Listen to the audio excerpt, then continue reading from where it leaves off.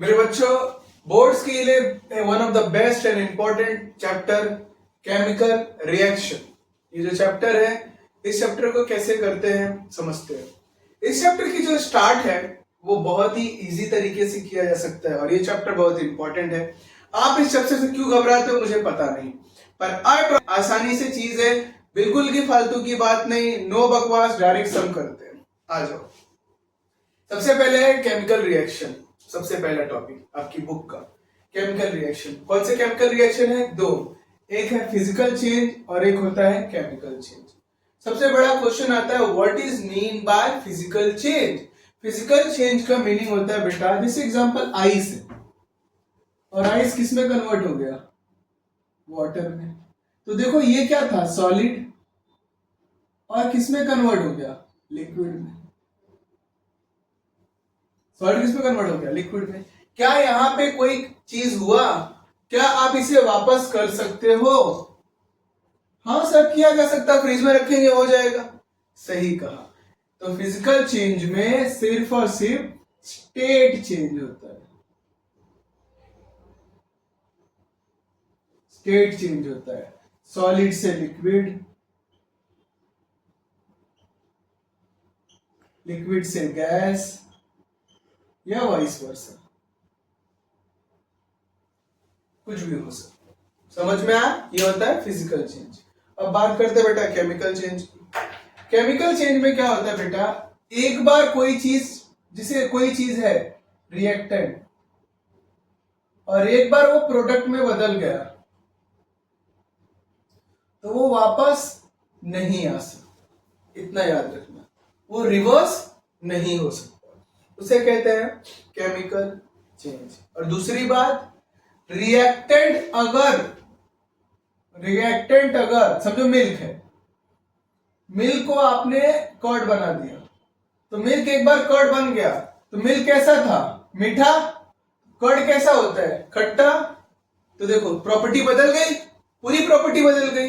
तो chemical reaction मतलब अगर आपका रिएक्टेंट प्रोडक्ट में चला गया तो वो अपनी ओरिजिनल सारी प्रॉपर्टी को भूल जाता है। जैसे दूध मीठा था, वो अपने आप को भूल गया कि मैं मीठा था, अब वो खट्टा हो गया।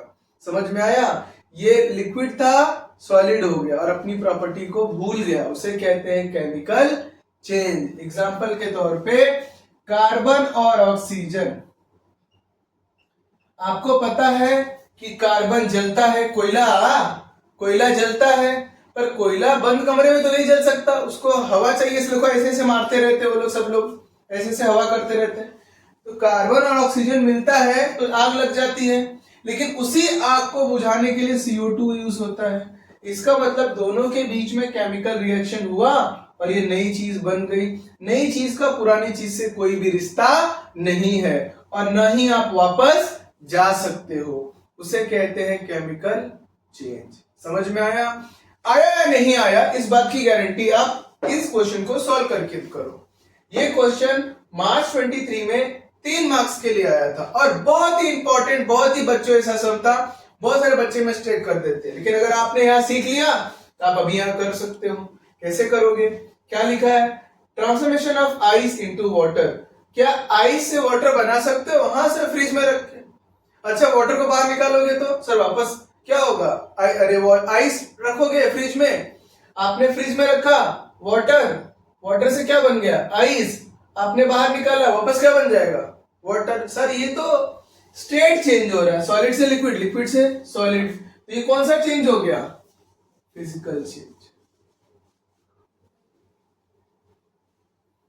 Ripening of fruit. एक बार फ्रूट पक गया तो वापस कच्चा हो सकता है क्या? एक बार कोई आदमी बुढ़ा हो गया तो जवान हो सकता है क्या? नहीं ना। इसका मतलब कौन सा change? Chemical change. Milk turn into curd. दूध का दही बन गया, कुछ हो सकता है अब? Very good, chemical change. Evaporation of water. पानी को गर्म किया तो क्या निकलता है? वेपर। हम उस वेपर को ऐसे एक बार ऊपर पेपर लगा देंगे, पेपर मत लगाओ, थैली लगा दो, उसमें सारे वेपर आए, वेपर क्या हो गया? कलेक्ट कर लो तो वापस क्या हो जाएगा? वापस क्या बन जाएगा? वाटर बन जाएगा। समझे कि नहीं समझे? समझो कोई एक टब है, इसके नीचे आग लगा दो और गर्म करो, और इस टब के नीचे से पाइप लगा दो और यहाँ कलेक्ट करेंगे, तो पानी यहाँ पे रहे, पानी हाँ या ना? जब गर्म होगा तो ऐसे वेपर बनेगा, वेपर यहाँ जाएगा, हाँ या ना? और वापस ठंडा होके क्या बनने लगेगा? वाटर। तो क्या हुआ? वाटर से आपने क्या बनाया? वेपर। वेपर को ठंडा किया तो क्या बन गया वापस? वाटर। इसे कौन सा चेंज कहेंगे?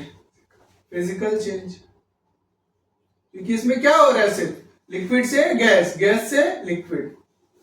डाइजेशन ऑफ फूड, एक बार खाना पच गया तो क्या वापस खाना निकाल सकते हो अपना? मुझे भी गंदा लगा chemical. Iron feeling get attracted toward the magnet, इसमें क्या वापस मैग्नेट से हटा दो उसको। अगर तू चिपक गया किसी से तो भाई दूर हट जा। उसी तरह अगर आयरन चिपक गया मैग्नेट से तो क्या करो? उसको दूर हटा दो। हो सकता है ना? तो कौन सा चेंज है? फिजिकल।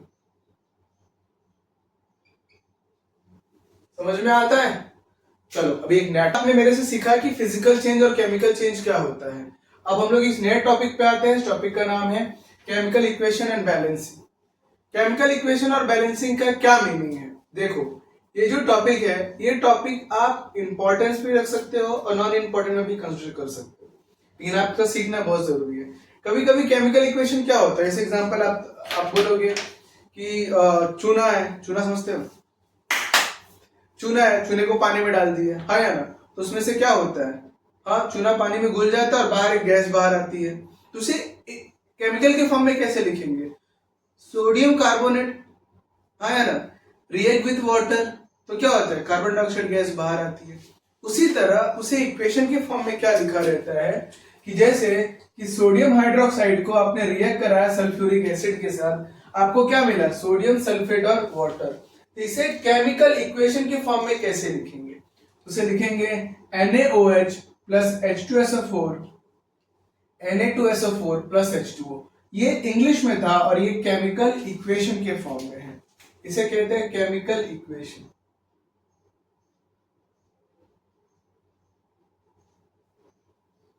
क्या कहते हैं इसको? Chemical equation. एक और बात है जो आप इंपॉर्टेंट है, जैसे ये वाटर है, इसे आप लिक्विड फेस में बोल सकते हो L। ये जो L, ये छोटा सा L लिखा है, वो ये बताता है कि वाटर मेरा लिक्विड फेस में है। जैसे कि H2SO4 है, तो यहाँ पे लिख सकते हो कॉन्सेंट्रेटेड, वो ये बताता है कि H2SO4 कॉन्सेंट्रेटेड है या डाइल्यूट है, जो भी रहेगा वो लिखना पड़ता है। ये उसकी स्टेट बताती है। NaOH, इसे लिखते हो एक्वा, ये एक एक्वा सोल्यूशन है। तो ये जो रेड कलर में लिखा है, ये बताता है फिजिकल स्टेट ऑफ इक्वेशन। समझ में आया क्या बताता है? भाई ये इंपॉर्टेंट है। कभी कभी तो आपको आउट ऑफ चाहिए तो ये सब लिखना पड़ता है। ऐसा नहीं होगा कि भाई ये सब नहीं लिखे तो चल जाएगा, बट आप चाहते हो कि एक एटीट्यूड हो कि भाई मेरा मार्क्स काट के बता, ये एटीट्यूड चाहिए, तो आपको ये सब लिखना पड़ेगा ताकि आप एग्जामिनर के सामने अच्छे से बन सको। लेकिन जो इक्वेशन बोर्ड पे लिखा हुआ है वो इक्वेशन बैलेंस नहीं है, तो इक्वेशन का बैलेंस होना बहुत जरूरी है। तो उसे बैलेंस कैसे करोगे? सबसे पहले इक्वेशन के इस साइड जो लिखा रहता है, इसे आप कहते हो रिएक्टेंट, और ये जो लाइन है, ये बताता है डायरेक्शन कि रिएक्शन किस तरफ जा रहा है, यहां से यहां की तरफ जा रहा है। और ये जो लाइन है, ये बताता है प्रोडक्ट। ये क्या बताता है? प्रोडक्ट। तो रिएक्टेंट जाके डायरेक्शन में क्या बनाया? प्रोडक्ट। तो ये अब होगा क्या चाहिए? अगर मैंने 1 लीटर दूध लिया है तो कितना किलो दही बनेगा? 1 किलो, हाँ या ना? लेकिन होता क्या है, उसी तरह जैसे 1 किलो दूध लिया तो 1 किलो दही बनना चाहिए, 5 किलो नहीं बनना चाहिए। उसी तरह रिएक्टेंट जितना है उतना ही प्रोडक्ट बनना चाहिए, उससे ज्यादा नहीं बनना चाहिए। मतलब क्या हुआ? समझ रहे हो ना मैं क्या बोला? 1 किलो दूध था, 1 किलो दही बना। तो अगर 1 किलो दूध का 1 किलो दही बना, तो इंपॉर्टेंट क्या है कि जितना रिएक्टेंट होना चाहिए उतना ही क्या होना चाहिए? प्रोडक्ट होना चाहिए। दोनों सेम होना चाहिए। मैं ये कहना चाहता हूं कि reactant is equal to product. Reactant is equal to क्या होना चाहिए, प्रोडक्ट। देखते हैं रिएक्टेंट में कौन कौन है, सर Na है, और कौन है, ऑक्सीजन है, और कौन है, हाइड्रोजन है, और कौन है, ऐसे ये चार चीजें हैं। मुझे एक बात बताओ कि वही चार चीजें यहाँ पे भी हैं, NaSOH, चार चीजें यहाँ पर भी हैं, हाँ या ना। आगे अब होगा क्या, चार चीजें यहाँ पर भी हैं। अब मुझे बताओ रिएक्टेंट में Na कितना है, सर एक है। O कितना है, सर एक यहाँ है और चार यहाँ है, तो कितना हो गया, 5 है। अच्छा बताओ हाइड्रोजन कितना है, सर एक यहाँ है, 2 यहाँ है, सर 3 हो गया। S कितना है, सर एक ही है। समझ में आया, वेरी गुड। Na को देखो, यहाँ पे Na कितना लिखा है, 2, तो Na2 है। अब यहाँ पे S कितना है, देखो 1 है। H कितना है, 2 है। और ऑक्सीजन कितना है, यहाँ पे 4 है, यहाँ पर 1 है, 5 है। समझ में आया। तो अब होगा क्या, इक्वेशन बैलेंस कैसे होगा, इक्वेशन को बैलेंस करने के लिए आप क्या करो, आप Na को जो यहां लिखा हुआ है Na है ना, इसको मल्टीप्लाई बाय 2 कर दो। अगर इस Na को मल्टीप्लाई बाय 2 करोगे तो Na लिखा कहां था, यहां पर, तो उस इक्वेशन को भी मल्टीप्लाई बाय क्या करना पड़ेगा, 2 करना पड़ेगा। तो कैसे लिखोगे, इस Na के आगे, याद रखना, इस Na के आगे लिखोगे 2, NaOH plus H2SO4 give you Na2SO4 plus H2। याद रखना, अगर आपने रिएक्टेंट के जिस नंबर के आगे लिखा है वो नंबर जिसके पास भी रहेगा उसके आगे आप 2 से मल्टीप्लाई करोगे तो आपको क्या मिला, 2NaOH। अब मुझे बताओ रिएक्टेंट कितना, प्रोडक्ट कितना, कौन कौन था, NaOHS।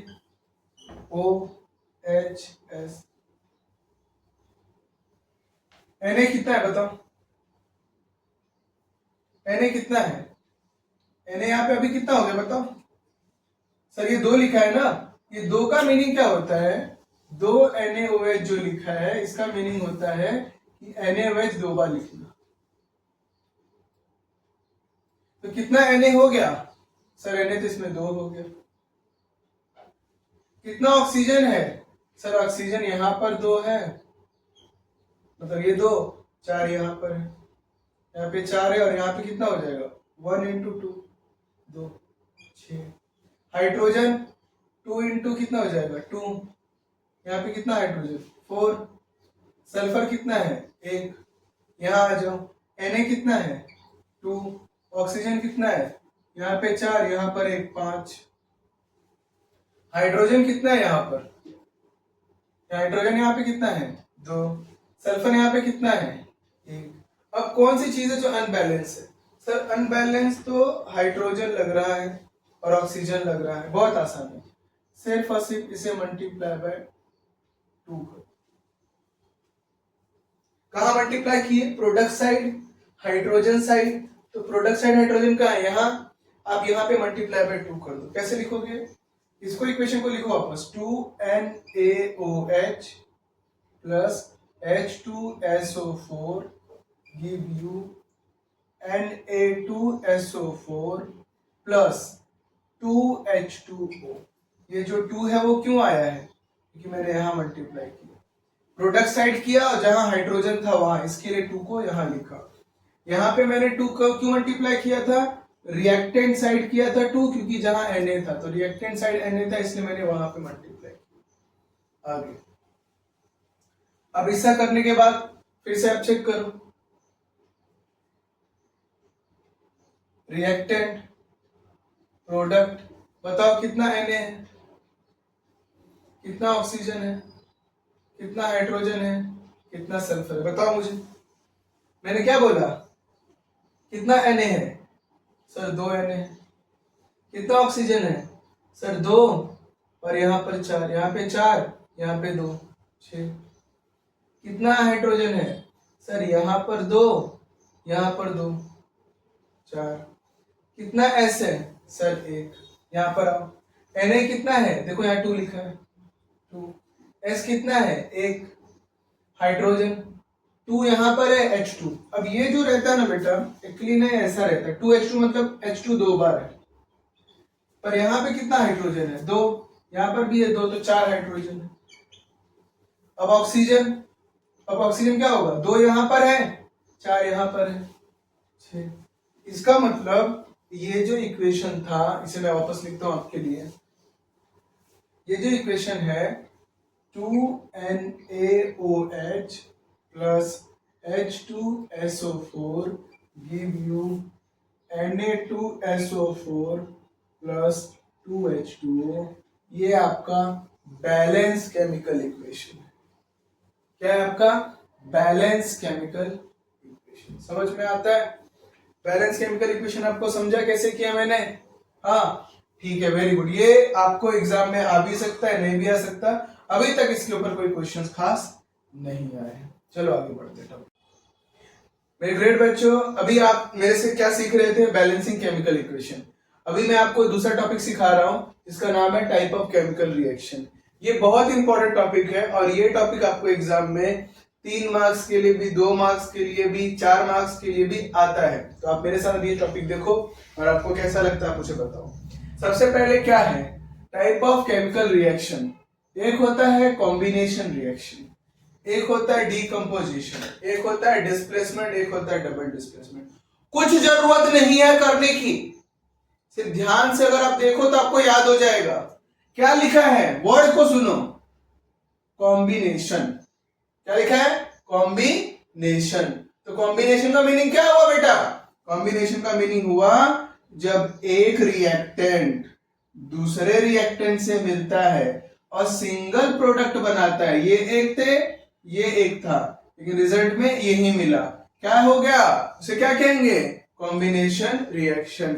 व्हेन 2 और मोर रिएक्टेंट, इसे NH3 या फिर रिएक्टेंट है, HCl रिएक्टेंट है, combine in reaction to form single product, it is called combination reaction। समझ में आया कितना इजी था? हाँ, 2 रिएक्टेंट आप ऐसे भी याद रख सकते हो, एक रिएक्टेंट है, ये एक reactant. when 2 reactant combine together and form product, single product is called combination। समझ में आता है? लड़का लड़की मिल गया, दोनों कंबाइंड हो गया, उसको क्या बोलोगे? कपल हो गया ना, कॉम्बिनेशन रिएक्शन। इधर आओ, डीकंपोजिशन। डीकंपोजिशन का मीनिंग क्या होता है? डीकंपोजिशन का मतलब होता है कि आपका इसका उल्टा। कॉम्बिनेशन में क्या हुआ? लड़का लड़की मिले और आपने कपल बनाया, वो क्या हो गया? कॉम्बिनेशन। अब आप क्या करोगे? जब आप ज्यादा प्रोडक्ट बनाना है और सिंगल रिएक्टेंट है, देखो एक सिंगल रिएक्टेंट है, उसको कितने पार्ट में डिवाइड कर दिया? 2 पार्ट में डिवाइड कर दिया, मतलब ब्रेकअप हो गया। अब कपल का ब्रेकअप हो गया तो एक लड़का एक लड़की वापस बन गया, इसे क्या कहेंगे? Decomposition reaction. समझ में आया क्या? हाँ यार, मारा पीटी कर लिए रहेंगे आपस में, आया ना, क्योंकि वैलेंटाइन डे खत्म हो गया ना, तो फिर ब्रेकअप होना फिक्स है। आगे अब बात करते हैं डिस्प्लेसमेंट रिएक्शन। डिस्प्लेसमेंट रिएक्शन में होगा क्या? बहुत इंटरेस्टिंग है। लेट अज्यूम ये एक लड़का है और ये एक लड़की।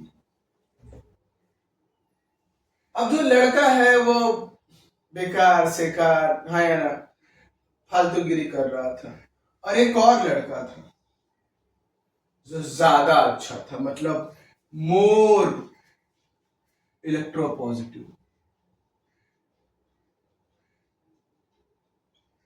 और ये भी है इलेक्ट्रोपॉजिटिव, ऐसा नहीं कि इलेक्ट्रोपॉजिटिव नहीं है, वो भी लड़का मस्त है, बट लेस इलेक्ट्रोपॉजिटिव। मुझे एक बात बताओ, ये लड़की क्या करेगी? सही बोल रहे हो सर, इसको छोड़ देगी। दिल की बात नहीं करेगी, बट रियलिटी में बात करने का। ये लड़की इसको छोड़ देगी, इसके पास चली जाएगी, इसके पास, क्योंकि क्यों, ये मोर इलेक्ट्रोपॉजिटिव है, ज्यादा ताकतवर है, तो क्या बनेगा Zn के पास कौन आ रही है SO4, तो ZnSO4। ये Cu बेचारा क्या हुआ, ब्रेकअप हो गया ना उसका, तो बेटा कुंवारा है अभी। समझ में आया कि नहीं आया? इसे कहते हैं डिस्प्लेसमेंट रिएक्शन।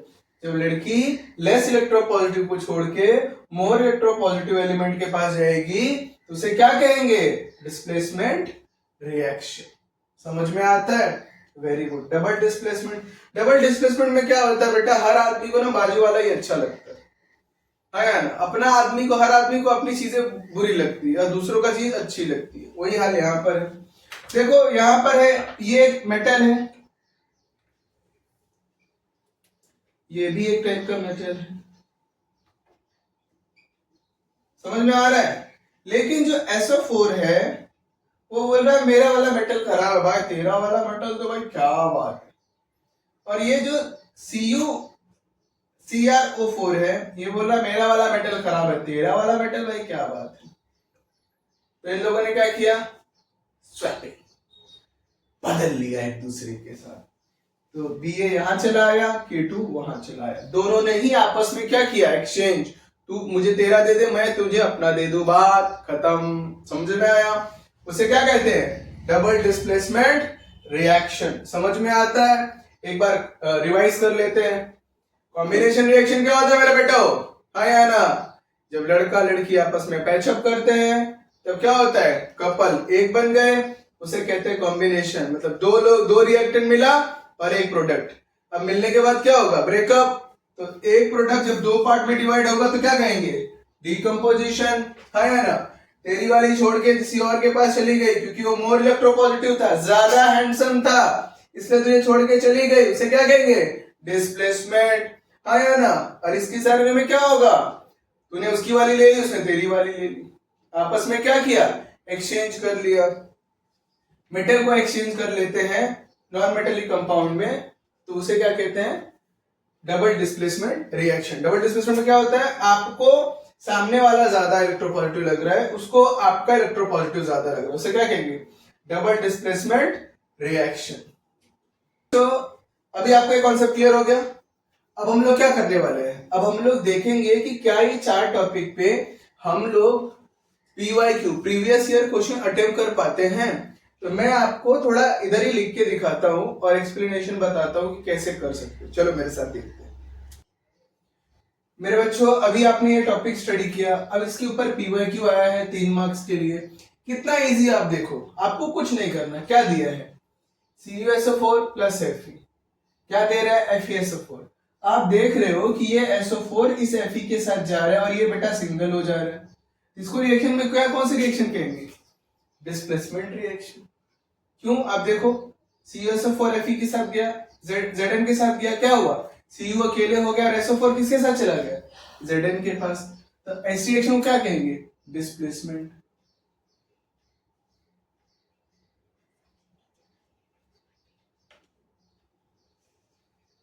एक बात अच्छे से याद रखना, डिस्प्लेसमेंट रिएक्शन अगर आपको एग्जाम में कंफ्यूजन हो तो याद रखना, एक मेटल यहां सिंगल बचता है,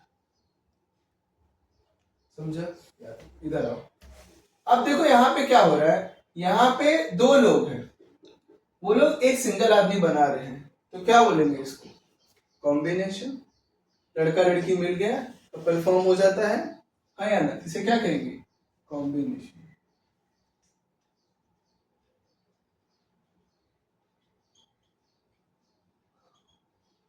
कॉम्बिनेशन रिएक्शन, समझ में आता है? आगे नेक्स्ट 2KClO3, इसमें क्या हो रहा है, सिंगल आदमी है, झगड़ा करके क्या कर रहा था, ब्रेकअप। यहां देखो सिंगल आदमी है, वो क्या कर रहा है, ब्रेकअप। इसे क्या बोलेंगे, डीकंपोजिशन।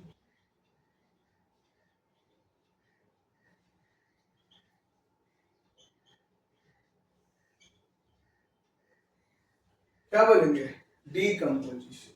समझ में आता है कि नहीं आता? Very good. इसी तरह आपको क्वेश्चन आते हैं और आप इस क्वेश्चन करना चाहो तो कर सकते हो। मैं आपको अभी ये सब कुछ हटा के मैं आपको फ्रेशली कुछ क्वेश्चन देता हूं और हम देखते हैं कि हम कर पाते हैं क्या। अभी आपने इसकी हेल्प से किया, विदाउट इसके हेल्प करते। मेरे बच्चों एक और कुछ टाइप लेकर आया हूं मैं आपके लिए, आप आइडेंटिफाई करके देखो। पीवाईक्यू के क्वेश्चंस ये भी हैं, जिसमें पहला क्वेश्चन है AgNO3 प्लस NaCl। अगर आप देखो तो क्या हो रहा है, एक्सचेंज हो रहा है, AgCl के पास जा रहा है, Na इसके पास जा रहा है। इसे कौन सी रिएक्शन कहते हैं? दो जन एक्सचेंज कर रहे हैं, इसलिए वर्ड क्या आएगा? डबल। दोनों एक दूसरे के पास जा रहे हैं, इसलिए डिस्प्लेसमेंट, डबल डिस्प्लेसमेंट रिएक्शन। समझ में आता है? Very good. आगे यहाँ पे देखो, यहाँ पे एक आदमी है, दो पार्ट में टूट गया, मतलब ब्रेकअप हो गया, तो क्या आएगा सर? डीकॉम्पोजिशन।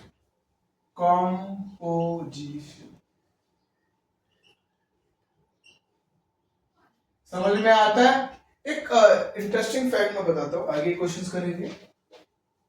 आपको पता है जितने भी रिएक्शन, जैसे अपने कचरा है, चावल दाल या फिर पुरानी सब्जियां, अगर आप फेंक देते हो तो उसको बैक्टीरिया खाती है। जब उसको बैक्टीरिया खाती है ना, तो उसे हम लोग कहते हैं डीकम्पोज करना। मतलब एक चीज है, उसको तोड़ रही है, गैस बना रही है, कुछ और इथेनॉल बना रही है, उसे कहते हैं डीकम्पोजिशन रिएक्शन। एक बार एग्जाम में क्वेश्चन ऐसे फॉर्म में आ सकता है कि जो बैक्टीरिया जिसे तोड़ती हो कौन सी रिएक्शन होती है, बोल सकते हो डीकम्पोजिशन रिएक्शन। समझे? आपने सुना होगा ना ये वर्ड कि डीकम्पोज करवा दो, खाद को डीकम्पोज करवा दो। डीकम्पोज मतलब उसे तोड़ दो दो पार्ट में, वही रिएक्शन ZnSO4 Na क्या हो रहा है? हाँ, Na यहाँ पे आ रहा है और Zn बेचारा सिंगल हो रहा है। कौन सी reaction? One of your favourite. आपकी लड़की गर्लफ्रेंड छोड़ के चली गई आपको, बाजू वाला ज्यादा इलेक्ट्रोपॉजिटिव था, क्या बोलेंगे? Displacement reaction.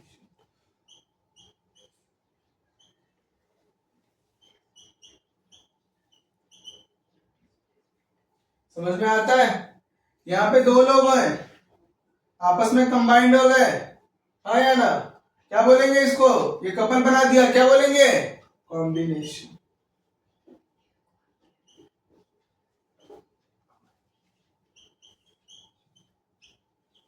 अब मेरे ख्याल से आपको सारे चारों टाइप के मैंने काफी सम्स करवा दिए हैं। इतना भी करके जाओ तो भी बोर्ड्स में आपको पूरे के पूरे मार्क्स मिलेंगे इसके। चलो नेक्स्ट टॉपिक पे चलते हैं मेरे बच्चों। अभी न्यू टॉपिक है, इस टॉपिक को ध्यान से देखो। टॉपिक का नाम है एक्सोथर्मिक और एंडोथर्मिक। मैंने पहले भी इसकी वीडियोस बनाया है पर्सनली, आप वो भी देख सकते हैं। यहाँ पे मैं आपको एक्सप्लेनेशन देता हूँ, समझो। होता क्या है, एक्सो का मतलब क्या होता है? एक्सो का मतलब होता है एग्जिट। जब एक रिएक्टर दूसरे रिएक्ट करता है तो प्रोडक्ट बनाता है, प्रोडक्ट के साथ वो क्या बनाएगा? हीट बनाएगा। अगर आपकी रिएक्शन होने के बाद उस रिएक्शन से हीट बाहर निकल रही है, अगर आप हीट रिलीज कर रहे हो,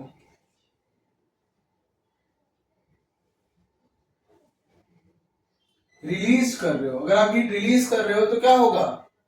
आप एक्सोथर्मिक कर रहे हो। और हीट कहां लिखा होना चाहिए? यहां। एंडोथर्मिक का मतलब होता है हीट एब्जॉर्ब, हीट एक्सेप्ट कर रहे हो। अगर आपकी हीट यहां लिखी है, मतलब रिएक्टेंट को करने के लिए हीट चाहिए, उसे कहते हैं एंडोथर्मिक। या फिर हीट यहां लिखी हो, दोनों की मीनिंग सेम होती है। समझ में आया? एक रिएक्शन में हीट बाहर जाती है, एक रिएक्शन में हीट लेते हैं तब रिएक्शन करती है। एग्जाम्पल, आपने कभी चूना देखा है? लगाने वाला नहीं, खाने वाला। चूने का पत्थर होता है, जिसे कैल्शियम कार्बोनेट कहते हैं। कैल्शियम कार्बोनेट कैसे? पानी में डाल दो। अब पानी में डालोगे ना, ऐसा हाथ लगा के टच करके देखोगे ना, पानी गर्म हो गया। इसका मतलब है कि कैल्शियम कार्बोनेट की वजह से हीट बाहर आ रही है। तो कौन सी रिएक्शन हो गई? एक्सोथर्मिक। कभी हाथ में चूना लेके ऐसे रगड़ के देखो तो आपको भी हीट बाहर आते दिखाई देगी। उसी जगह दूसरी चीज है, रिएक्शन करने के लिए आपको क्या करना पड़ता है? हीट देना पड़ता है ताकि वो रिएक्शन कर सके। इसलिए आप केमिस्ट्री के लैब में देखो, फ्लास्क के नीचे कुछ चीज गर्म कर दो, फिर रिएक्शन डाल के ऐसे करते हो। क्यों? उन दोनों को रिएक्ट करने के लिए क्या चाहिए? हीट चाहिए। जिनको रिएक्शन करने के लिए हीट चाहिए वो एंडो, जो रिएक्शन करके हीट बाहर निकाले वो एक्सो। चलो समझा कि नहीं? इसके ऊपर क्वेश्चन करो। बताओ HCl में क्या हो रहा है? हीट बाहर आ रही है, बाहर आ रही तो कौन सी रिएक्शन हो गई? Exothermic thermic. सर ये तो बहुत आसान है, यहाँ पे लिखा था। हाँ भाई वो भी एक तरीका अच्छा है।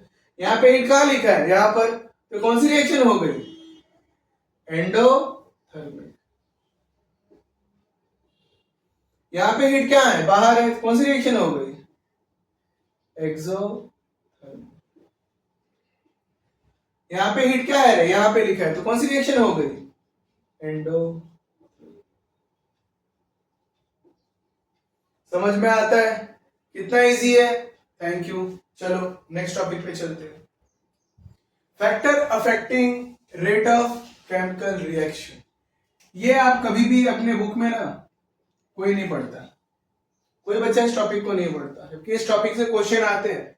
हर बच्चा डिस्प्लेसमेंट रिएक्शन पढ़ लेगा, ऑक्सीडेशन पढ़ लेगा, एंडोथर्मिक पढ़ लेगा, ये टॉपिक छोड़ देगा, ये क्या पढ़ने का। पर एग्जाम में आता है तो आपको पढ़ना पड़ेगा। क्या क्या फैक्टर अफेक्टिंग है। Factor affecting rate of chemical reaction का मतलब क्या होता है, बात समझो। एक रिएक्टेंट है और वो क्या बन रहा है, प्रोडक्ट। तो क्वेश्चन है कितना टाइम लगेगा।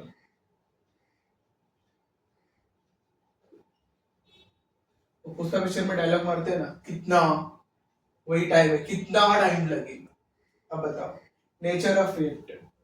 मुझे बताओ, अगर एक गैस है, गैस की रिएक्शन करवानी है, सॉलिड की रिएक्शन करवानी है, लिक्विड की रिएक्शन करानी है, कौन जल्दी रिएक्ट करेगा, मुझे बताओ। गैस, सॉलिड और लिक्विड, मुझे बताओ कौन फास्ट रिएक्ट करेगा। कॉमन सेंस है। सर गैस है, फटाफट रिएक्ट कर जाएगा क्योंकि ऑलरेडी दूर है। सर लिक्विड है, वो उसके बाद करेगा, सॉलिड सबसे लास्ट में करेगा। सही कहा। इसका मतलब है कि अगर आपका रिएक्टेंट सॉलिड है तो बेचारा स्लो है, गैस है तो सुपर फास्ट। समझ में आता है, very good. Size of particle. Size of particle का मतलब होता है कि लेट अज्यूम आपके पास एक ग्लास है और उस ग्लास में आपने दूध डाला है और मम्मी आप पे खुश होके उसमें शक्कर डाल दी, चीनी, शक्कर, जो भी आप लोग बोलते हो, है ना। अब मम्मी ने आपके उसके अंदर शक्कर डाल दिया। अब मुझे एक बात बताओ, अब आपके पास जो शक्कर का पार्टिकल है इतना बड़ा है ना, और मेरे पास जो शक्कर का पार्टिकल है वो पाउडर है। मुझे बताओ क्या होगा, कौन जल्दी घुलेगा, पाउडर। इसका मतलब है अगर रिएक्टेंट का साइज छोटा तो रिएक्शन करने की स्पीड बड़ी, अगर रिएक्टेंट का साइज बड़ा तो रिएक्शन करने की स्पीड छोटी। वेरी गुड, दूसरा पॉइंट भी क्लियर हो गया। अब बात करेंगे कॉन्सेंट्रेशन। अगर एक एसिड लो, कॉन्सेंट्रेटेड का मतलब समझते हैं, ठीक है, एक एग्जांपल समझते हैं, आपको समझाने के लिए बढ़िया एग्जांपल देता हूं। आप एक काम करो, एक नॉर्मल हल्का फिनाइल होता है ना, फिनाइल है ना, फिनाइल जो होता है वो नॉर्मल किसी पेपर पे डाल के देखो, आप देखोगे उस पेपर का कुछ नहीं होगा। वहीं जो आप बाथरूम में, संडास बाथरूम में जो यूज करते हैं एसिड, है ना, वो डाल के देखो, पेपर ही जल के खाक हो जाएगा। इसका मतलब वो एसिड क्या हुआ, ज्यादा कॉन्सेंट्रेशन हुआ। फिनाइल में भी वही एसिड था, वहां पर भी वही एसिड था, पर फिनाइल में कॉन्सेंट्रेशन क्या था, कम था। समझ में आया कॉन्सेंट्रेशन क्या होता है। कॉन्सेंट्रेशन, अच्छा अगर आपको वो नहीं समझा, एक बढ़िया एग्जांपल देता हूं। एक बात बताओ, एक गिलास का दूध दे देता हूं, दूसरा क्यों बनाना, इसमें 1 किलो शक्कर डालू और इसमें आधा किलो शक्कर डालू, है ना, ज्यादा मीठा कब होगा, 1 किलो वाले। इसका मतलब है शुगर ज्यादा हो गया, इसे कहेंगे मोर कॉन्सेंट्रेशन। शुगर कम हो गया, लेस कॉन्सेंट्रेशन। समझ में आता है, ये पी नहीं पाओगे तुम लोग शायद से, चाहे एकदम चाशनी बन जाए। Next temperature. अब लेट अज्यूम इसी ग्लास में आपने इतना बड़ा पार्टिकल डाला, मैंने भी इसी ग्लास में इतना बड़ा पार्टिकल डाला, पर मैं स्मार्ट आदमी था, मैंने यहाँ आग लगा दी, है ना। अब बताओ किसका शुगर जल्दी घुले, जल्दी डिसॉल्व होगा, गर्म वाले का। इसका मतलब है कि अगर मैं हीट टेम्परेचर देता हूं तो रिएक्शन क्या होगा, जल्दी होगा। समझ में आया कि नहीं है, रिएक्शन जल्दी होगा। Very good. अब बात करेंगे कैटलिस्ट। कैटलिस्ट क्या होता है, कैटलिस्ट का क्या काम होता है पता आपको। एक अजम्पशन लेते हैं, अजम्पशन ऐसा लेते हैं कि भाई दो लड़के टेनिस खेल रहे हैं और दोनों को खेलते खेलते आधा घंटा बीत चुका है, तो दोनों थक गए, तो दोनों क्या करेंगे? और समझो कि सामने से एक लड़की आ रही है और बहुत ही वो ब्यूटीफुल है, एकदम खूबसूरत। हाँ यार, अगर वो लड़की एकदम खूबसूरत है तो उस लड़की को देख के ये लोग क्या हो जाएंगे? एक्साइटेड, भाई आ रही है, दाब दुब चालू। अगर वो एकदम तेज करने खेलने लगी, या दाब दुब। अब मुझे बताओ, क्या इस लड़की ने इन लोग को बोला फास्ट खेलो?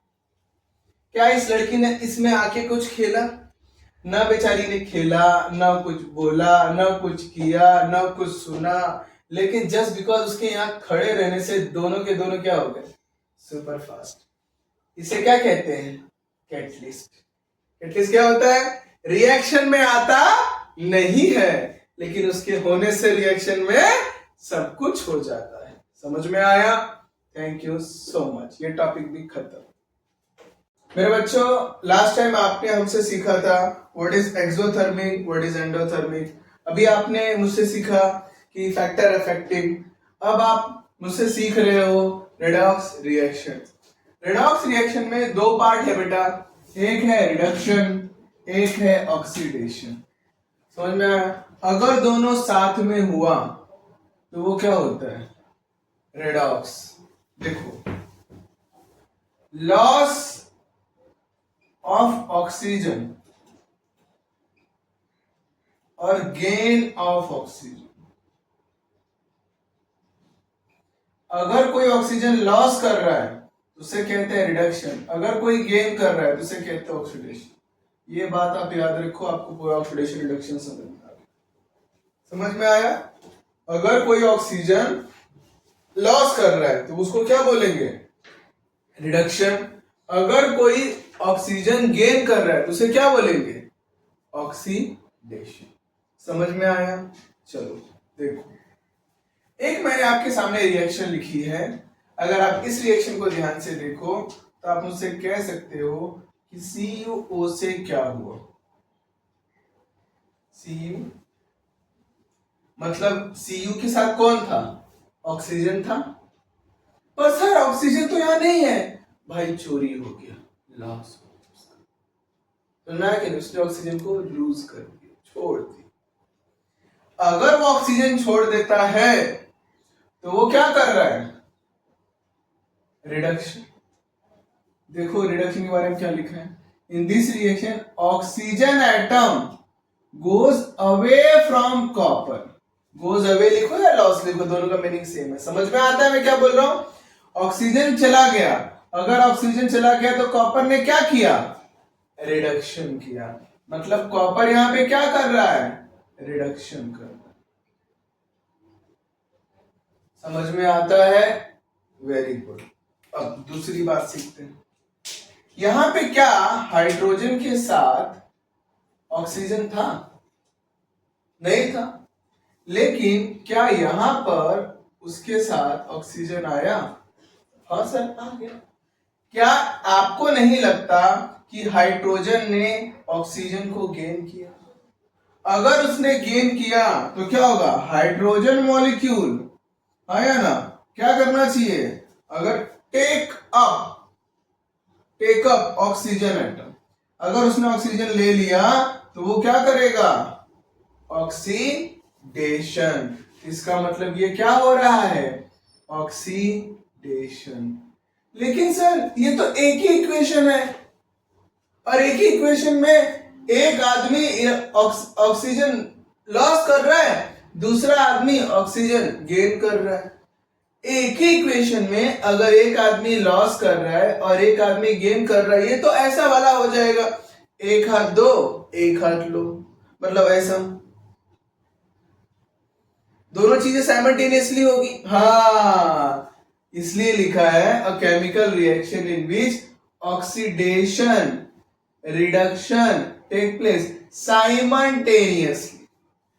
अगर किसी रिएक्शन में ऑक्सीडेशन भी हो रहा है, रिडक्शन भी हो रहा है, तो इसे हम लोग क्या कहते हैं? Redox reaction. लेकिन कैसे होना चाहिए? साइमल्टेनियसली होना चाहिए। क्या आपको समझा what is oxidation, what is reduction? अच्छे से समझा? I can repeat one more time for you. यहाँ पे एक छोटा सा करने की कोशिश करता हूं मैं आपके लिए, समझो। अगर कोई रिएक्शन है Mg, क्या है? Mg, और उसमें ऑक्सीजन ऐड हो गया, यहाँ पे 2 लिख देता हूं, ये हो जाएगा Mg, हो जाएगा मेरे बच्चों बैलेंस करने के लिए। क्या यहाँ पे क्या हुआ? सर यहाँ पे तो बहुत आसान हुआ, यहाँ पर इसने ऑक्सीजन को ऐड कर लिया, तो ये रिएक्शन को आप क्या बोलोगे? ऑक्सीजन ऐड हुआ तो क्या बोलोगे? ऐड हुआ मतलब गेन हुआ, गेन को आप ऐड भी लिख लो, आया ना, और लॉस को आप रिमूव लिख लो। ऐड हुआ ऑक्सीजन तो आप क्या बोलोगे? सर ये तो ऑक्सीडेशन। अच्छा मुझे एक और रिएक्शन बताओ, जैसे एग्जांपल है, चलो H2O का ले लेता हूँ। H2O है और यहाँ पे H2 बन गया और यहाँ पे O2 बन गया, दोनों अलग अलग हो गया। इसमें क्या H2 से ऑक्सीजन बाहर नहीं चला गया? अगर H2 से ऑक्सीजन बाहर चला गया मतलब ऑक्सीजन रिमूव कर दिया, तो ये क्या हो गया?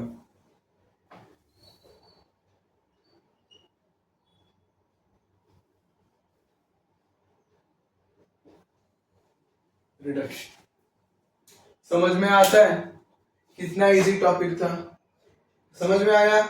यहाँ पे ऑक्सीडेशन हुआ, यहाँ पे रिडक्शन हुआ, पर दोनों चीज अगर साथ में हो गए तो क्या बोलेंगे उसको? Redox reaction. तो डेफिनेशन क्या है? A chemical reaction in which oxidation and reduction take place simultaneously. समझ में आता है? Very good. चलो ये टॉपिक खत्म, नेक्स्ट टॉपिक। मेरे बच्चों अब देखो, आपको मैं एक PYQ भी करवा देता हूं आपके लिए। इस क्वेश्चन को ध्यान से देखो, अगर आप इस क्वेश्चन को ध्यान से देखोगे तो आप ऑब्जर्व करोगे, क्या जुलाई 24 में 2 मार्क्स के लिए आया था, और कितना इजी क्वेश्चन है। Identify the above chemical reaction. दूसरा क्वेश्चन क्या है? Name the type of reaction in A and B। बहुत ही आसान है, कैसे? सुनो, अगर आप A को देखो तो A क्या कर रहा है? क्या आपको नहीं लगता SO के पास ऑक्सीजन था? देखो, और यहाँ पे ऑक्सीजन नहीं है, मतलब ऑक्सीजन लॉस कर दिया। अगर ऑक्सीजन लॉस कर दिया तो क्या होता है? रिडक्शन। मतलब A क्या कर रहा है? रिडक्शन। समझा? B क्या कर रहा है? देखो, H2S के पास ऑक्सीजन था नहीं, पर यहाँ पे ऑक्सीजन आ गया, मतलब उसने गेन किया, मतलब वो क्या कर रहा है? ऑक्सीडेशन। तो बोल रहा है name the type of reaction A। तो A क्या कर रहा है बेटा? A कर रहा है रिडक्शन। और B क्या कर रहा है? B देखो, B कर रहा है ऑक्सीडेशन।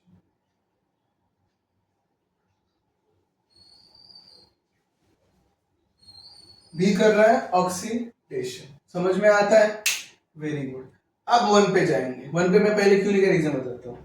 अब हमें पता है ये एक ही रिएक्शन है जहां ऑक्सीडेशन भी हो रहा है और रिडक्शन भी। अगर किसी एक ही इक्वेशन में ऑक्सीडेशन रिडक्शन हो रहा है तो क्या है? अपना फॉर्मूला है chemical reaction in which oxidation and reduction take place simultaneously. यहाँ पे ये बंदा ऑक्सीजन क्या कर रहा है? लॉस, और ये बंदा लॉस कर रहा है, और ये बंदा क्या कर रहा है? गेन कर रहा है। तो दोनों साथ में हो रहा है, गिवन टेकन। ये क्या कर दिया? Redox reaction. तो identify the above chemical reaction में क्या लिखोगे? केमिकल रिएक्शन में क्या लिखोगे? Redox reaction.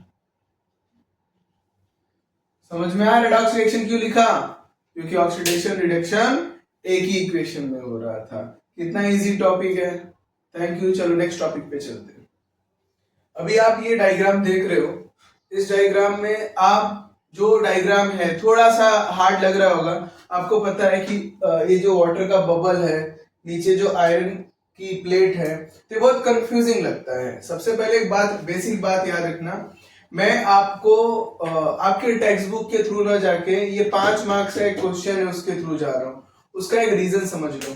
आप पूरी बुक पढ़ोगे ना तो एकदम सिर खुजाते बैठोगे, यार क्या कर रहे हैं ये लोग। लेकिन अगर आपने ये 5 क्वेश्चन बाय हार्ट कर लिया तो आप मेरी बात मान रखो कि आपको इससे ज्यादा कुछ पूछ ही नहीं सकता वो। और यहाँ आपको पूरे मार्क्स इस टॉपिक में, कोरोजन वाले टॉपिक में पूरे के पूरे 5 मार्क्स मिल सकते हैं। और एक और बात याद रखना, कोरोजन एक केमिकल रिएक्शन नहीं है, ये एक इलेक्ट्रोकेमिकल प्रोसेस है, इसे इलेक्ट्रोकेमिस्ट्री कहते हैं। ये क्या है? इलेक्ट्रोकेमिस्ट्री, याद रखना। अब सबसे पहले आपने रियल लाइफ में देखा रहेगा कि आयरन की जो रॉड रहती है, अगर बहुत टाइम तक खुले में रख दिया गया तो वो क्या हो जाता है? आयरन की रॉड को बहुत टाइम तक खुले में रखने के बाद वो क्या होता है, थोड़ा ब्राउनिश कलर हो जाता है, थोड़ा येलोइश कलर हो जाता है। हिंदी में हम लोग नॉर्मल जनरल टर्म में कहते हैं कि भाई जंग लग गया। Very good. तो जंग लगने को एक्चुअली में कहा जाता है रस्ट। क्या कहते हैं बेटा? रस्ट। क्या कहते हैं? रस्ट। तो क्वेश्चन है, अगर एग्जाम में defined rust, what is rust, कैसे भी पूछ सकता है, उसके पास हक है। तो what is rust? Rust is reddish या yellowish brown coating of iron oxide, iron oxide that form on iron या स्टील। आयरन या स्टील की रॉड है, तो ऐसी रॉड है, तो बहुत टाइम तक अगर आप बाहर रखोगे तो वो क्या होता है, ऐसे गिरने लगती है, पपड़ी ऐसा ऐसा मारोगे तो टू टू टू ऐसे गिर जाता है, तो उसे हम लोग कहते हैं रस्ट। समझ में आया?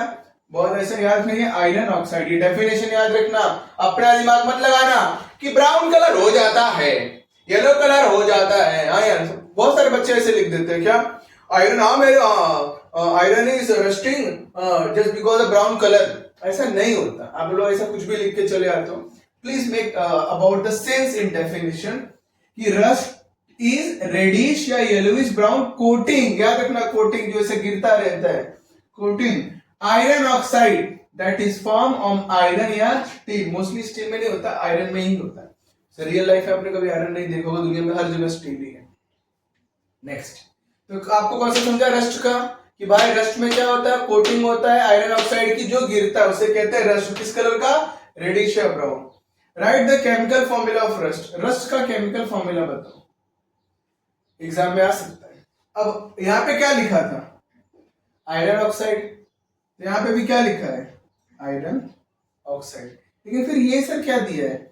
ये यहाँ पे देखो बीच में एक लाइन डॉट लगा है, इसका मतलब है ये इसके साथ नहीं है, सिर्फ इसके साथ चिपका हुआ है। हाँ, इसे कहते हैं ह्यूमिडिटी। आयरन में आयरन कब आपका उसमें जंग लगना चालू होता है, रस्टिंग कब होती है? जब वो पानी के कांटेक्ट में आता है और एयर के कांटेक्ट में आता है। 2H2O वही वाटर बताता है कि इस वाटर की वजह से आपका ये आयरन ऑक्साइड फॉर्म हुआ। तो फॉर्मूला क्या हो गया? Fe2O3 डॉट, याद रखना, चिपका मत देना, डॉट 2H2। समझ में आता है? Very good. Right the reaction of oxide of anode. तो क्वेश्चन ये है कि अब यहाँ पे जो डायग्राम देख रहा है, इसमें नीचे कैथोड है, एक जगह आपने कैथोड लिखा है और एक जगह आपने एनोड लिखा है। तो कैथोड एनोड पे क्या होता है? एक एनोड के बारे में एक बात याद रखना, इसे कहते हैं लोन। क्या कहते हैं? लोन। लोन का मतलब होता है लेफ्ट, वो मतलब होता है ऑक्सीडेशन, ए मतलब होता है एनोड और एन मतलब होता है नेगेटिव। तो क्या समझा? लेफ्ट साइड हमेशा क्या होता है? ऑक्सीडेशन। एनोड पे क्या होगा? ऑक्सीडेशन। तो ऑक्सीडेशन का मतलब क्या होता है? ऑक्सीडेशन का मतलब होता है oil rig. Oil rig. Oil rig मतलब लॉस ऑफ इलेक्ट्रॉन है ना, इज ऑक्सीडेशन। वो मतलब ऑक्सीडेशन, एल मतलब लॉस। तो अगर इलेक्ट्रॉन लॉस हुआ तो क्या हुआ? ऑक्सीडेशन। अगर इलेक्ट्रॉन गेन हुआ तो क्या हुआ? रिडक्शन। समझ में आता है? हाँ या ना? अगर loss of electron oxidation, gain of electron reduction. यहां देखो Fe से क्या हुआ? अलग हो गया, मतलब इलेक्ट्रॉन क्या हो गया? लॉस हो गया। तो Fe से Fe2+ बना, 2 इलेक्ट्रॉन लॉस हो गया। कहां पर? एनोड पर। एनोड पे ही क्यों लॉस हुआ? क्योंकि एनोड पे ही क्या होता है? ऑक्सीडेशन। और ऑक्सीडेशन का मतलब क्या होता है? लॉस। समझ में आता है? तो रिडक्शन पे क्या होगा, कैथोड पे क्या होगा, रिडक्शन, गेन होगा। तो गेन में क्या होगा, ऑक्सीजन, इलेक्ट्रॉन लिया और क्या बनाया, वाटर। देखो यही वाटर यहाँ लिखा हुआ है, समझ में आता है एकदम अच्छे से, वेरी गुड। ये 4H प्लस आयंस लेता है, हाँ या ना, ये भी वाटर का ही पार्ट है। Next topic, what is corrosion. Corrosion का मतलब क्या होता है कि देखो, रस्टिंग मतलब हो गया ब्राउन कलर, कोरोजन का क्या हुआ, डिस्ट्रक्टिव या डिटीरिएशन ऑफ मेटल, मेटल का खत्म होना। It environment is called corrosion. Metal कैसे खत्म होता है, कैसे बर्बाद होता है, उसके लिए कौन रिस्पॉन्सिबल है, उसके रिस्पॉन्सिबल है आपके इन्वायरमेंट में प्रेजेंट ऑक्सीजन और वाटर। समझ में आता है, उसे कहते हैं कोरोजन। प्लीज रस्ट और कोरोजन की डेफिनेशन ध्यान रखो, बच्चा दोनों में सेम उठा के ठोक डालता है, बोलता है भाई सेम है, नहीं, ये इन्वायरमेंट की वजह से आपका आयरन का खराब होना और ये येलोइश ब्राउन कोटिंग का फॉर्म होना आयरन ऑक्साइड, दोनों में डिफरेंस है। ये जो दोनों रिएक्शन है इसे आप याद कर लो, इसे आप अंडरस्टैंड कर लो कि मैंने आपको बताया कि कैथोड पे क्या होता है। अगर आपको ये चीजें नहीं आती तो आप बस सिंपली से याद रखो, आपको पूरे मार्क्स मिलेंगे। अगर ये डायग्राम आप देख रहे हो, तो डायग्राम में कैथोड इतना याद रखना कि ये इलेक्ट्रोलाइसिस प्रोसेस में आता है, तब कि आपको मार्क्स मिले। बस आप यही 5 क्वेश्चन पढ़ लो मेरे बच्चा, गारंटी देता हूं। ये जो आपको डायग्राम दिया हुआ, इस डायग्राम से आपको कुछ भी क्वेश्चन पूछेगा तो आप कर पाओगे।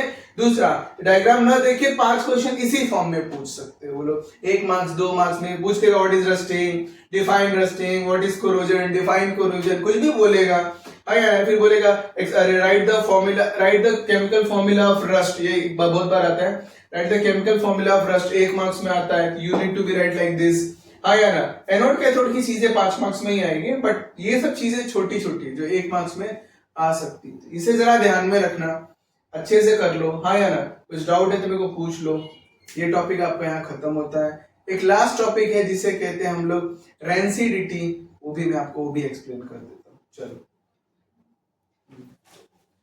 मेरे बच्चों, रेंसिडिटी, रेंसिडिटी का मतलब क्या होता है आपको पता है, तला हुआ सामान नहीं खाना चाहिए, वो जहर होता है, और खासकर डबल तला हुआ तो कभी नहीं खाना चाहिए। और इंडिया में इसका क्रेज ना मैं बहुत ज्यादा है, कभी भी, और खासकर ये वड़ा पाव वाले लोग इतने महान होते हैं कि समोसा तल के रख देंगे शाम को, अब समझो नहीं बिका तो सुबह उसको वापस फ्राई। तो जब जो चीज 2 बार फ्राई होती है ना भाई, वो हमारे लिए जहर है, जहर। लेकिन फिर भी we love fry because we love fast food. अब होगा क्या मेरे बच्चों, रेंसिडिटी क्या होता है, जो ऑयल है, मतलब जो आपका तेल है, ऑयल में जब ऑक्सीजन से रिएक्शन कर जाता है तो वो आपका ऑयल जहर बन जाता है, उसे कहते हैं रेंसिडिटी। समझ में आता है। तो रेंसिडिटी एक टाइप का ऑक्सीडेशन प्रोसेस है, ऑयल में क्या होना, ऑक्सीजन का रिएक्ट करना। इसलिए जो ऑयल रहता है ना, आप ऑब्जर्व करना, उसके ऊपर ना एक बफर सोल्यूशन डालते हैं, ज्यादा बोल रहा हूँ थोड़ा अंडरस्टैंड कर लेना, इसके ऊपर ना बफर सोल्यूशन डालते हैं ताकि ऑक्सीजन आए तो इसके साथ रिएक्ट न करें। इसके लिए हमेशा सील्ड पैक आता है, वो समझ में आया कि नहीं है। और ये बफर सोल्यूशन मतलब अगर आया तो इसके साथ रिएक्ट करे, ऑयल के साथ ना करे, और ऑयल आपका सेफ रहे। समझ में आता है क्या। इसलिए जो तला हुआ, लोग बोलते हैं एक बार ऑयल यूज करने के बाद दोबारा मत यूज करो। अब इंडियन, वी आर इंडियन, एक बार की 1000 बार यूज करेंगे, बट हमें इस बात का ध्यान रखना चाहिए कि हमें ऑयल दोबारा यूज नहीं करना चाहिए। क्यों? क्योंकि जब हम ऑयल एक बार निकाल के उसको यूज करते हैं, गर्म करते हैं, तो उसमें क्या होता है, ऑक्सीजन रिएक्ट कर जाता है, और वो क्या होता है, पूरी तरह से ऑयल आपका पूरी तरह से खराब हो जाता है, रेंसिडिटी हो जाती है उस ऑयल में। तो what is mean by rancidity? Rancidity मतलब reaction of oxygen with oil. समझ में आया क्या? और इससे आपको ऑक्सीजन बहुत ज्यादा खराब होता है। एक क्वेश्चन आया था PYQ में 23 में कि रेंसिडिटी इज ऑक्सीडेशन प्रोसेस।